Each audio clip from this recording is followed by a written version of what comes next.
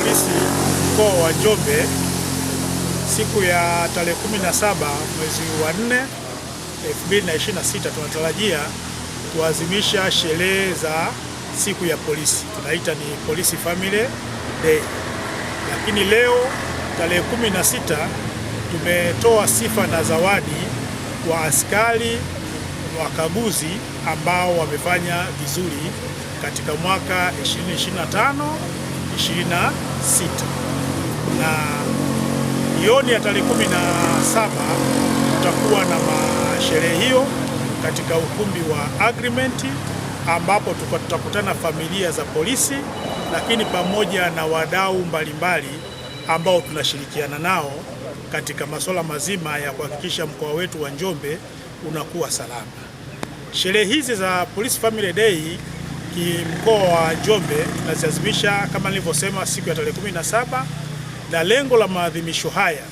ni kutafakari utendaji wetu wa kazi ambao tumeufanya katika mwaka 2025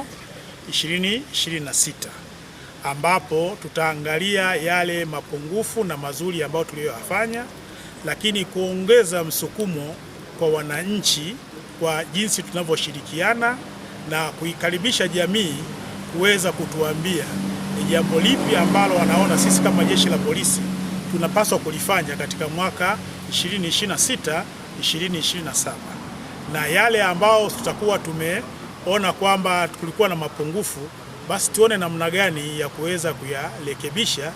ili utendaji wetu wa kazi uweze kuboreka. Niwapongeze sana maafisa wakaguzi na askari wa mkoa wetu wa Njombe kwa kushiriki kikamilifu katika zoezi hili la siku ya Police Family Day ambayo tutaadhimisha kesho kama tulivyotoa zawadi siku ya leo. Lakini hao waliopata zawadi ni wale ambao ni miongoni mwa wale ambao wameonyesha wamefanya vizuri, lakini tunaendelea kuwahimiza askari wengine kufanya kazi kwa weledi kama kauli yetu ambayo tunaenda nayo ya nidhamu, haki, weledi na uadilifu ni msingi wa mafanikio yetu.